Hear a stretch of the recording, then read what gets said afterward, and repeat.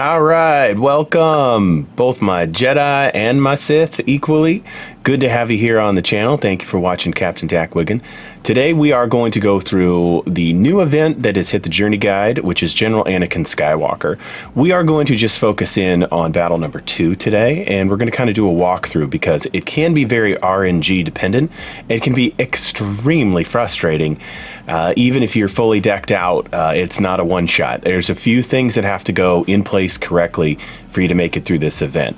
So what I'm going to do is I'm going to try and walk you through a little bit and tell you some of the times you should back out and just start over and not waste your time, and also try and point out some of the things that need to go right. There's a couple different paths you can go down, but for the most part, it should be a pretty quick run. It should not be something that you're stuck in for a long time there. So let's jump into the video here. And let's take a look at what we got going on. And we'll just kind of stop and chat every once in a while as we get to something. Obviously, we have our introduction screen.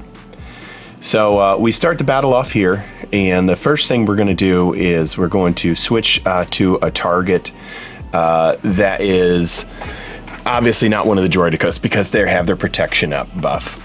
So you need to get either B1 or B2. You can try and put confusion on the Magna Guards and burn one of them pretty quickly, but I found that either way, opening up on somebody else really doesn't make too much of a difference. I really like to try and get B2 down as quick as possible. Now, this is where, right there, that is the first thing that you're going to run into that's going to tell you whether or not you're going to make it through this event.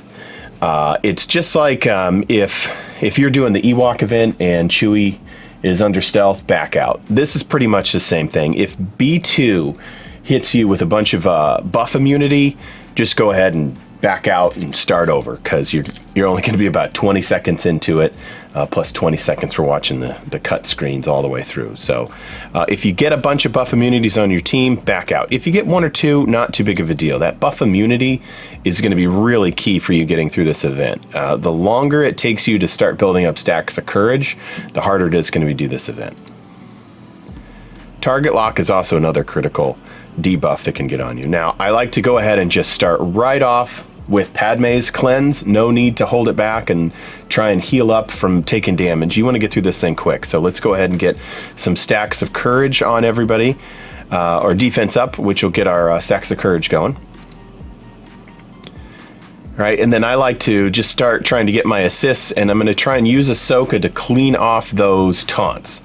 Now, the first time I can clean off a taunt and Magna takes a turn, they're going to go through and they're going to do their AoEs to clear off everything. They're going to use their special moves, and they're going to get their taunts back up. So I'm not trying to do anything too crazy here other than just wail away on B2 as much as I can and build up stacks of courage. As you can see, we've already got Shock T and Kenobi with some stacks on them.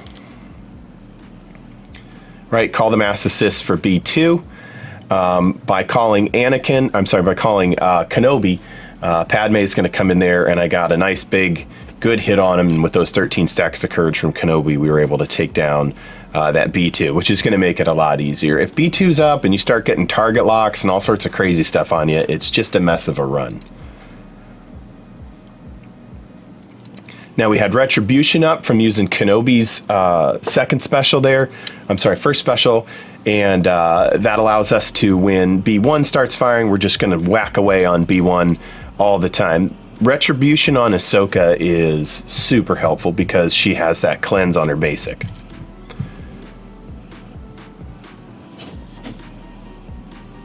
I'm going to go ahead and take a couple free shots here on B1. Obviously, Kenobi's Retribution doesn't do too much there. Okay, now, my Shock T always gets wrecked. She's not very good, and that's okay. Next thing that's going to come on is I've got my taunts back up on. And we're going to just attack away. So we've got one of the Magna Guards down. Now we're waiting to take down another Magna Guard.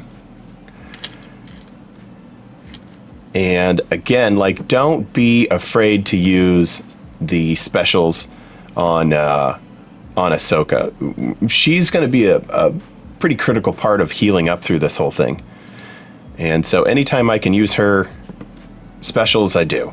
Right now we're going to lose Shock T pretty quick here. We've got one of the Droidicas down.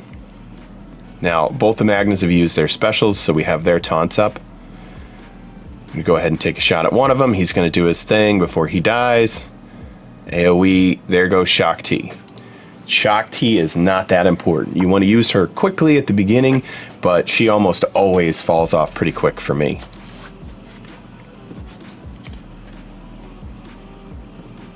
Okay, keep whacking away at Magnet Guard.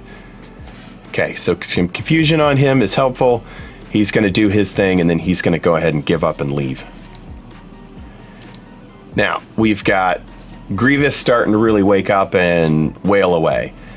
Padme is pretty low on health, but she has some defense on her, and she has 1 stack of translation on her, which gives her some extra health.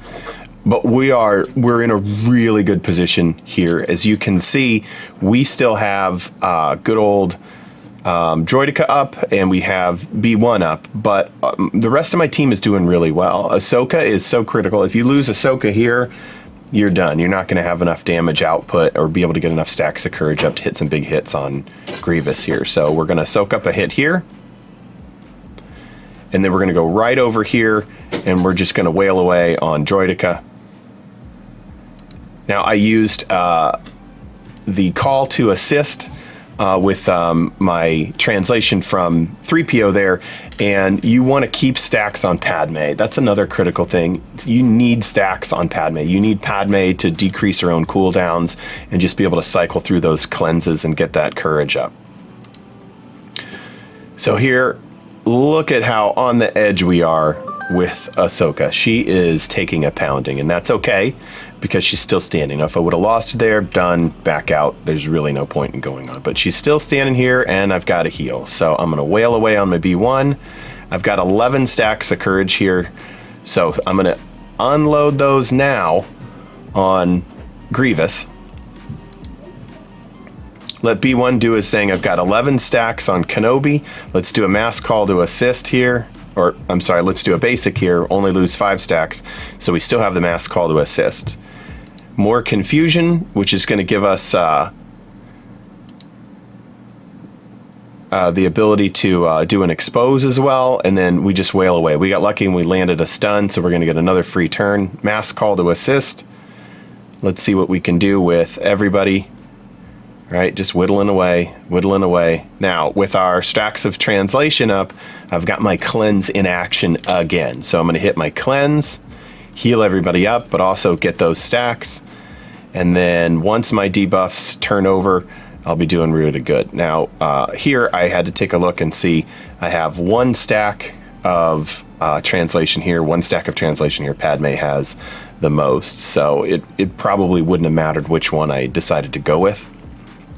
But I believe in this case here we go with Kenobi.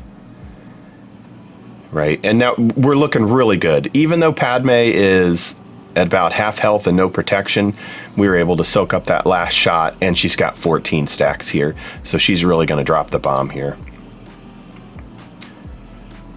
Right, and then we've got 11 stacks on Kenobi, right? So do we want to do the call to assist or just take a whack at him? Right, we did the call to assist, take 1 more free shot, and then since we've got Padme here with 18 stacks, Graceful Assault, we should just be able to drop him with a full group here, right? And remember, you don't actually drop him down to 0, you just drop him down to almost 0, and then we go right into the final cut screen. And then that's it.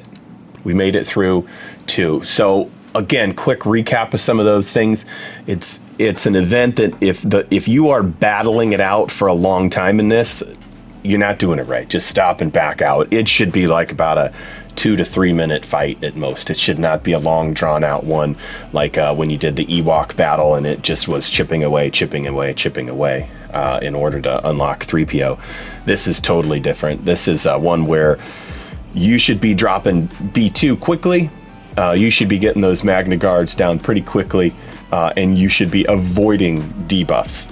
If you need to put a little bit more potency on your characters, that's okay. I don't have high potency on mine at all. I just rely on the RNG to kind of carry me through. But if I get really more than one debuff on my team from B2 right off the start, I just redo it and go again. So I hope you found this video helpful. If so, would love you to give me a thumbs up. And we'll have channel up and rolling. Don't forget that I stream as often as I can over on Twitch. It's twitch.com/DakWiggin. The name is right over here next to me, DakWiggin. So thanks for watching. Hope you guys enjoyed the video.